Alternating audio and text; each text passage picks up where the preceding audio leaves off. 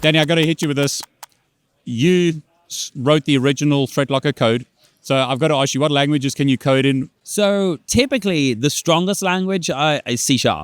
I'm better in C# than anything else. The original version of ThreatLocker was C# service, C++ driver. I wrote the original driver and then got it rewritten because I blue screened a lot of machines. So C++ driver, SQL backend, and C# APIs, and ASP.NET, which is pretty rough. But I'm older, so and now all the UI has been rewritten in Angular and with C# APIs on it. But you're really technical. I'm really technical. I don't know. I don't think I'm as technical as people say I am. No, but the fact that you can answer some of these questions and like your understanding of it shows, and all those languages shows that you're technical. Yeah. So I think, I always say pretty much 90% of ThreatLocker's dev team will outcode me any day. Sure. But I have an ability to understand how a function's working and all of the pieces really, really quick. So if I go into a syntax battle with them, I'm losing that battle. And some of them will probably outthink me as well on the other thing. But I'm really good at understanding how networks work and how functions work and how it's talking to an API and how, and when you've got multi-threaded applications and how to do things like, we made a SQL server that couldn't stand up adding 20 million rows in 12 hours at 100% CPU by just me restructuring the code. Add 890 million rows in 12 hours at 5% CPU. So, and a lot of that isn't necessarily the syntax. It now becomes how you use code, how you group things, how you bolt things, how you, and so I think that's where I get stronger than anyone else. I've also, I've been an ethical hacker. I've been in IT for 20 something years. So I've gone everything from building Windows 3.1 machines up to building data centers. Me and my wife built all of the original data centers. We put the servers. I've got pictures of my wife wiring the servers into the air conditioning in 2020 because it was the only 220 volt power we had in the house. Hey everyone, it's David Bumble back with Danny. Danny, great to see you again. Great to see you again, David. You got a great story, and I think it will be really inspirational for people to hear your story of how you went from dropping out of school when you're 15 to starting a unicorn. So perhaps you can give like a quick overview of how that happened, because it's amazing. So I think, as a kid, I was really quite introverted, and it's hard to believe now. I was going to say, yeah. I did 50 media interviews, and I've been on stage, I think 120 times last year. But as a kid, I was really introverted. I was very short. I got bullied a lot. So I started playing around with computers a lot. Yep. And I didn't have a computer at home because it was the 90s, so computers at home, the internet didn't exist. But I got beaten up a few times, and so I started making malware to delete people's homework. And that's kind of what got me into technology. And then when I left school, it was just, I left at 15. I got no GCSEs, no anything. And I was just like, I want to get an apprenticeship. So I wrote a letter to every computer company in the town saying I would like to do an apprenticeship. And one of them called me, and I got a job for £50 a week. And it started off building computers, installing Windows. It started off with Windows 95 and the Windows 3.1 still sometimes, and started building NT4 servers and then got NetWare servers, and then moved into, I did that for a year and got bored because I stopped learning. Yeah. Went to another job and just kept learning and went from job to job. And then before I knew it, I was dealing with security, and I was like, I want to do more, and I'm not being challenged. So I started a company, and that company did okay. That company didn't do okay. Well, I'm glad you're sharing like the bad and the good, right? Because otherwise everyone thinks you just had success. Yeah. Also, when I started, I was 23, and I had this idea of email security in the cloud. And email security in the cloud was not a thing then. It was all appliances. So there was message labs that just come around. But I wanted to create this email security in the cloud platform. So I was working corporate IT in a company in Ireland. And I said, I'm going to go and do this. And the CEO, and this is a public company, said, hey, I want to invest. I'll take 51% of the company. And we want to put like 150 grand or something like that. And now I was 23. So 150 grand seemed like a lot of money. Yep. So we grew the business, and it was growing. It was problematic. They put a CEO in. CEO was the first CEO just never showed up, and then they replaced him with another CEO. He was a moron. And it just, they were just constantly arguing, and like they didn't listen to anything we said. And the company, so I found another guy, and the company's growing but not doing great, but growing by all intents. It was a SaaS product, good ROI, and then one day he said to me, do you have any money? And I was, at this point, it was 2-3 years later, so I'm 26, I've got 2 young kids, and I no, I don't have any money. He goes, oh, okay, well, we're going to invest. I said, well, I thought this guy was investing, this Dennis O'Brien guy he owned DigiCenter. He goes, no, we don't want to let me invest. We want to invest as 1 penny a share. And they just wiped us out of the company. So that turned Hard lesson, right? Yeah, well, it was harder for him because there's one thing that you don't realize: stubborn people cannot be thinking. So I said to him, "You can't do that. It's illegal." He goes to me, "Well, sue me. You just told me you got no money." So what he didn't realize is I borrowed 100 grand, gave a bunch of it to a lawyer. The lawyer said it was like 700 grand or 300 grand to get through the court. And we spent 18 months in the high court, only to him to have his ass handed to him. So, but the company didn't do that well in the end. But it was a good lesson for me. But I've heard two things, right? You were young and you sent letters to all the companies looking for a job. And here you also didn't take nonsense. You were like, no, I'm not going to allow someone to roll over me. I'm going to make sure that I do something to change my future or change what happens. Yes. And look, I went back home to my wife and I said to her, if we go to court, we're going to lose our house. And she immediately went on to the bank and stopped the direct debit for the bank and said, okay, they can take the freaking house. Wow. And we weren't going to lose. That wasn't an option. But I mean, is that tenacity something that's taking you through to today? Because I mean, the odds of what you've created aren't that, good. I mean, it's a lot of work to get where you are today. Yeah. And I think, look, failure is not an option. I like that. And it's not an option. It's not an option in anything we do. And it's never been an option for me. I will never fail. I won't stop. And I think that's been our personality. I was lucky enough to found a company with my wife. And it also means, she's behind me in everything we do. And that makes it easier too, because if you've got to fight at home, life's a lot more difficult too. And I mean, you were like 150 grand in debt, right? When you started ThreatLocker. So again, you really pushed the limits. Yeah. So at the time I was consulting, I was earning quite a bit of money. When I decided to move full steam ahead with ThreatLocker, we just stopped all of the work. My wife is still doing some IT stuff, and we just started running credit cards, balances up. And I had like $300,000 available credit card. But what happens when you spend on a credit card, the banks monitor and they start reducing your limits. So suddenly you go from 300 grand, you get to 100 grand, and then suddenly you're at 200 grand, and then you're immediately at you get to 150 grand, they're going to reduce it right to the limit. So we're out of money. And we have a guy working $10 an hour, dialing 400 dials an hour, 400 dials for 4 hours in my house. Wow. And he's sitting there, and I'm like, okay, I've paid him whatever it was for the week. And then we've just got no money left. And I was like, we're in trouble. And I remember going to the grocery store. I had 3 credit cards, and between them, they had $80-something on them. And I paid for groceries on 3 credit cards for a week for 5 people in the house. And I was like, we're done, man. It's destroyed. And the next thing is I get on the call with this customer the next day, and he's been on trial for a good few weeks, this prospect. And I was so nervous. And I said to him, would this be something you're interested in ordering? And I was really nervous in saying it. And he said, oh, yeah. Where? He said, yeah. What does it cost?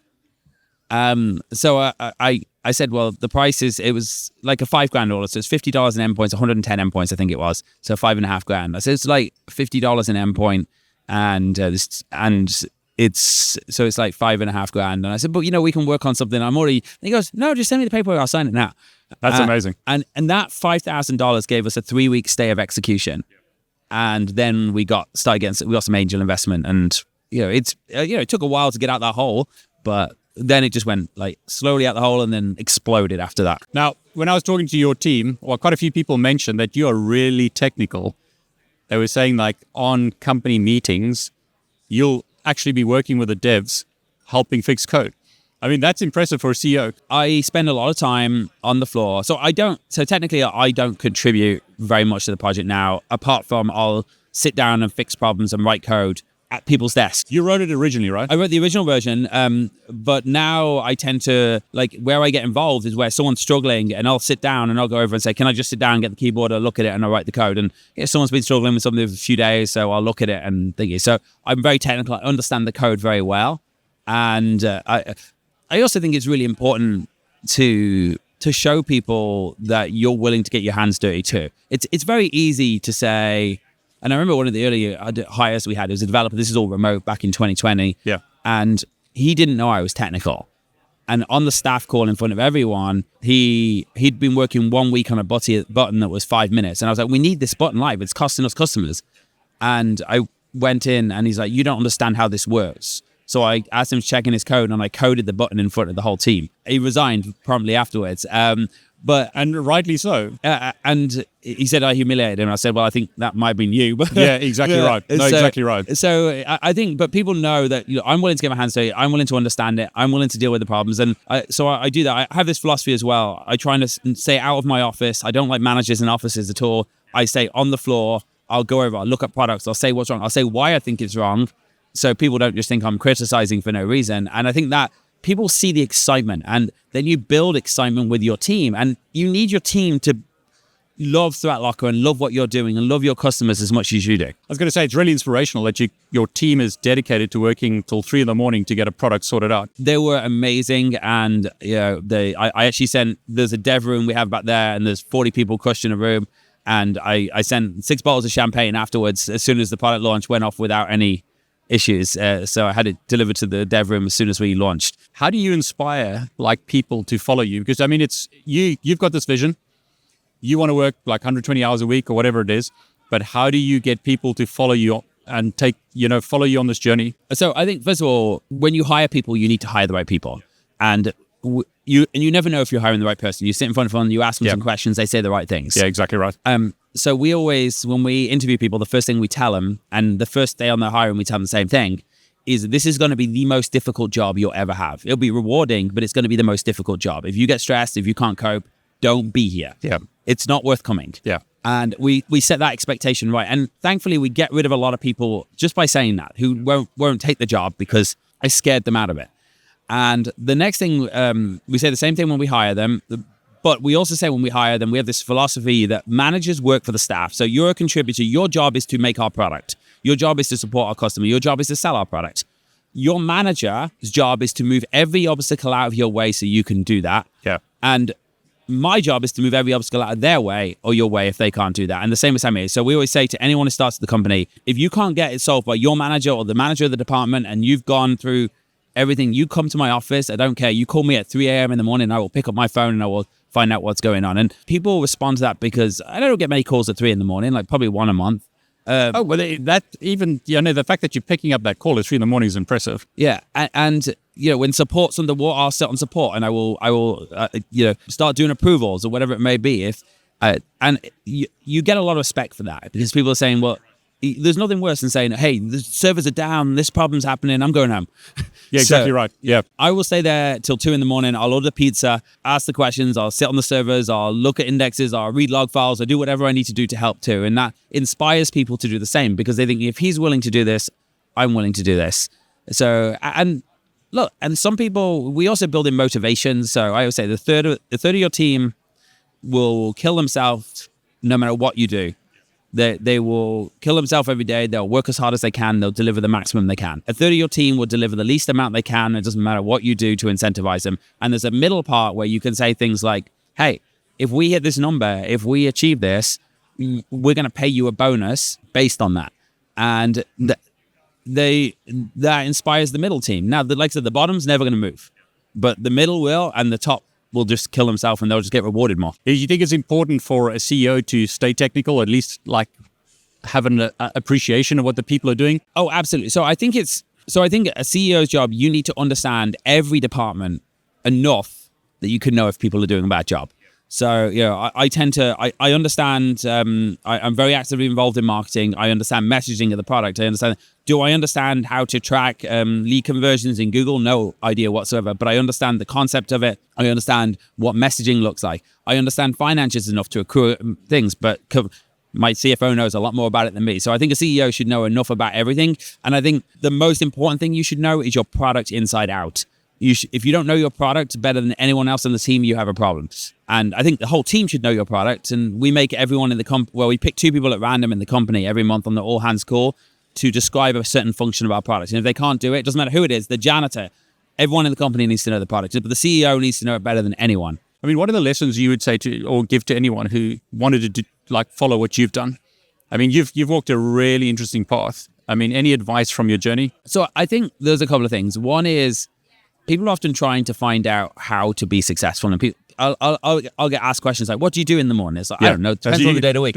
Do you have cold showers or whatever? Yeah. So that's eat special foods or whatever. So I think the thing is hard work is inevitable. if you work, Elon Musk said this once, and it's 100% accurate. He says, if you work 120 hours a week, you will achieve the same of what someone else will in a year in 4 months. But there's another part to that. If you don't feel you can work 120 hours a week, you probably shouldn't go into a business. Like, not at this kind of level. If you want to go lifestyle business and you want to grow, that's fine. Like, you can't force yourself to work 120 hours. You got to want to work. You got to want to stay up. You got to want to get that code done. You've got to want to get that deal done. And if you're forcing yourself to do something, you won't achieve it. And that's not just you, but also when you hire people, the same thing. Like, we had developers up until 3, 4 in the morning, and they're not, the people who wanted to go or couldn't handle it anymore, they went to bed. And the others are like, I'm getting this out. I'm getting this code done. I'm tired, but I'm getting it done. And you need to have that mentality. And I think that's the first piece of advice. Like, if you don't have that, it's probably not for you. The other thing is figure out what you want to achieve. So when we started the previous 2 companies, we had expectations to grow X amount, not big. They were very much focused on, the first one was a bit more. The second one was, I'm going to keep this lifestyle. When we started ThreatLocker, there was no question in my mind that this is going to be $1 billion or $10 billion company. Oh, wow, you already knew that. And every decision we made was that in mind. And I remember we'd got $500,000 investment in 2019 then. And we got a CFO part-time from the fund. It was like they call themselves fund, but it was a bit like an angel fund type scenario. And I basically penciled $300,000 into sales and marketing. At this point, we had the product. We'd sold it to enough people over 3 months. And he said to me, what if it doesn't work? I said, well, we'll die fast. I like that. So, and it's like, the way I see it, if I go and take small steps and I spend 20,000 and then go up to 30,000, it's going to take me, I know the product works and now I need people to know about it. It's going to take me 2 years to what I can do in 2 months. And, we've done that, by the way, we repeated that motion and made people, investors, so nervous over and over again. And the number started at 300,000 and then I turned into a few $1 million a month. And then it's like, $1 million a month and then a few $1 million a month and then $5 million a month. And these guys are sweating like mad. And every time it works, because the more people that know you exist, the more people will buy your product. I mean, you're all in, right?